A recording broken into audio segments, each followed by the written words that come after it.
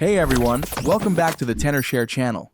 In this guide, we'll show you how to password protect PDF documents using the PDNob PDF editor in just a few clicks. Tenorshare PDNob is a smarter, faster, and easy-to-use PDF editor software that works for both Windows and Mac. Use the link in the video description below to visit the website where you can download and install this AI-powered tool.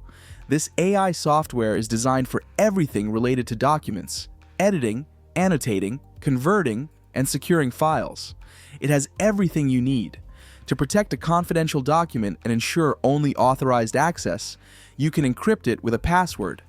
This tool provides the option to set an open password and even add restrictions like disabling printing, viewing, copying, and filling out the document. Now, let's see how easy it is to protect your PDF files with passwords. After downloading and installing the software, launch it from your desktop. You'll arrive at this interface. Click on Open PDF and use Windows File Explorer to select the PDF file you want to work on. Click Open, and the PDF will be displayed in the viewer. At the top, you'll see various tools and controls to manage your PDF file. Head over to Protect and select Encrypt.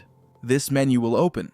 If you select the checkbox, Set Open Password, it means the PDF file will be encrypted and locked, and no one will be able to view its contents without entering the correct password you've set. Additionally, you can set a password for editing and page extraction. This ensures that specific actions, like printing or copying, cannot be performed on the PDF document without typing in the specified password.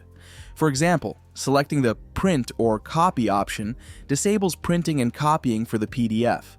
These actions can only be completed by providing the correct password.